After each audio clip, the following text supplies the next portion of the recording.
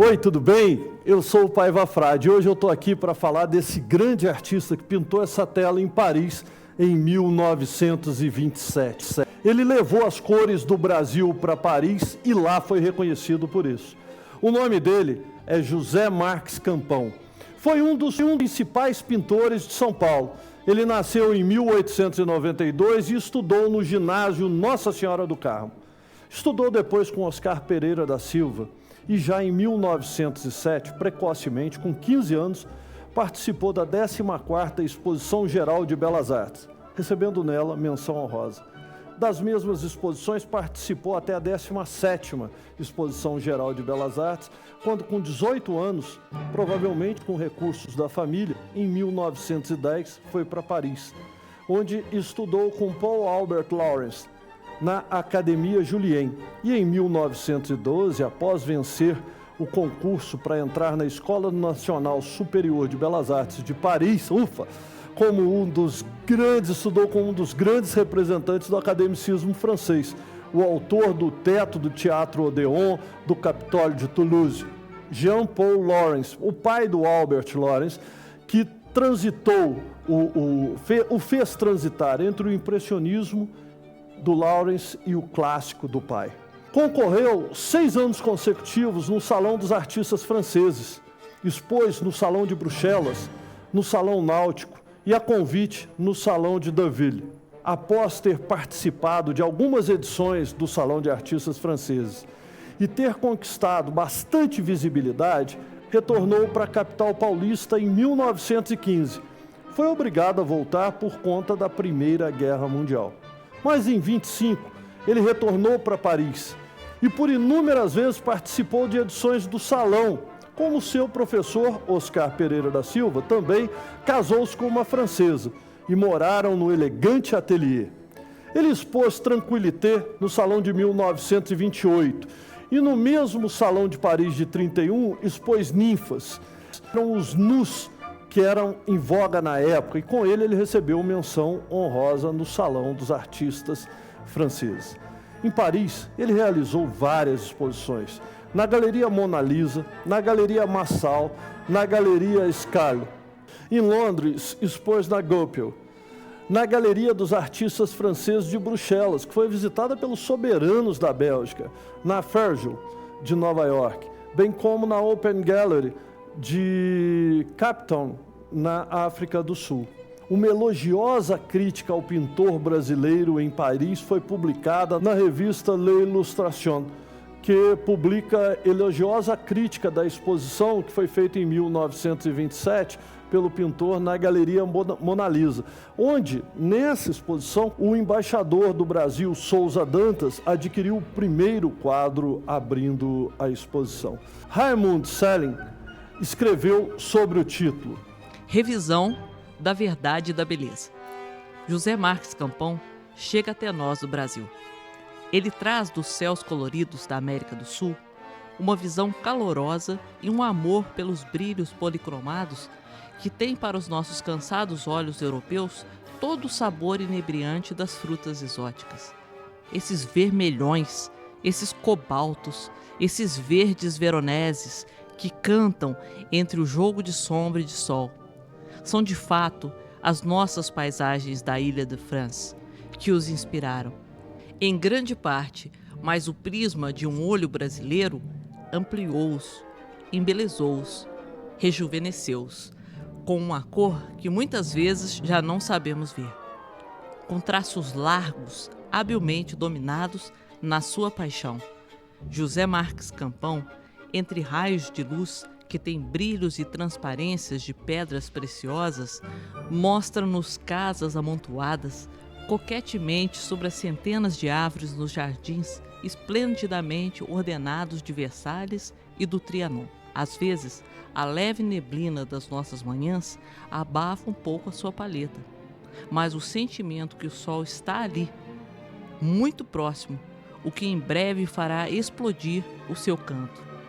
Feliz é o país que consegue inspirar tais sotaques nesse belo artista estrangeiro.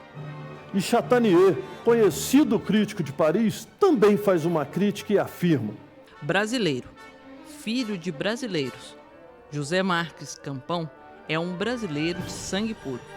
Ele ama, portanto, o sol, ama, portanto, a cor, mas também ama a poesia que emerge de certas cenas, como certas paisagens. Não é à toa que, voltando com os olhos cheios de sol, ele traduz tão bem os locais coloridos e as paisagens ensolaradas.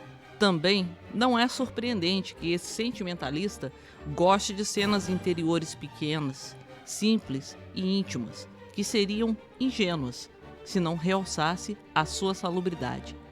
Poesia.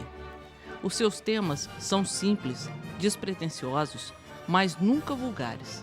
A sua pintura é viva, ardente, por vezes brutal, mas nunca ultrajante. E o conjunto traz-nos obras jovens e agradáveis que nós sempre gostamos de ver.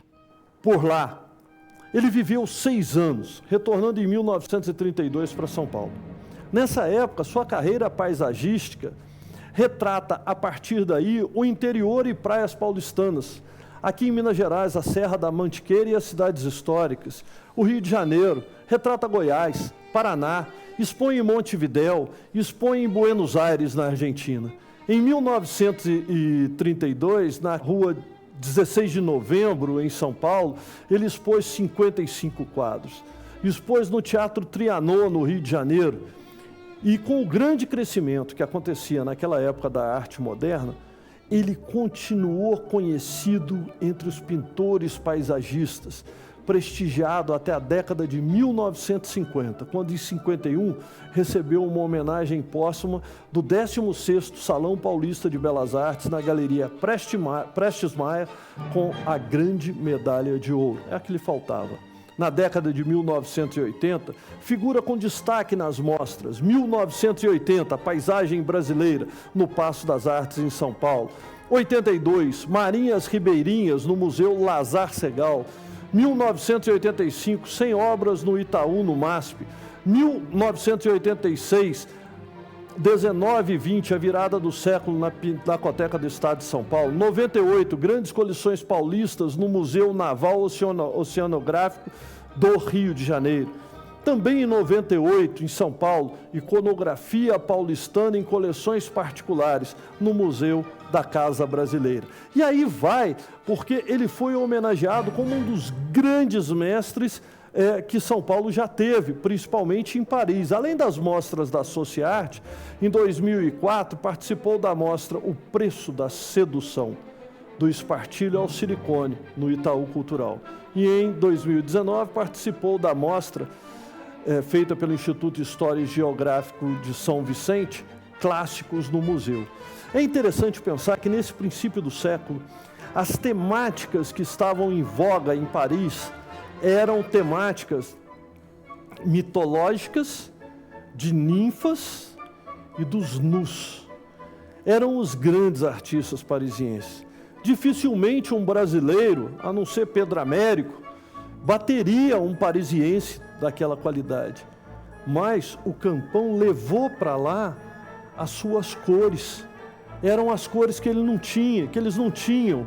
As cores tropicais, as cores brasileiras, como nesse Pierrot, com a colombina deitada, morta, cansada, depois de 4 noites de carnaval. Era esse o espírito da época, como quando leiloei um quadro de Alice Salinger, que colocou Quarta-feira de Cinzas, a colombina nua e o Pierrot admirando com toda essa beleza.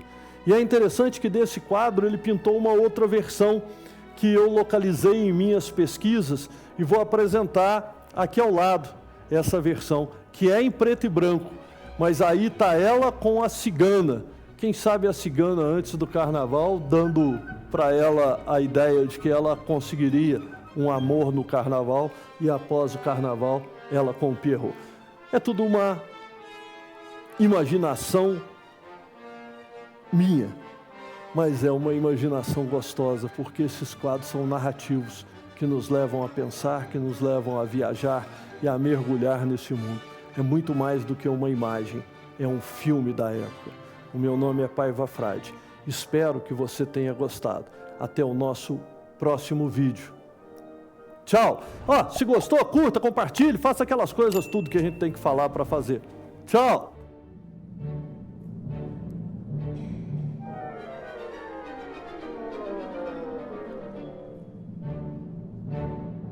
Galeria Paiva Frade. O nosso compromisso é com a arte brasileira.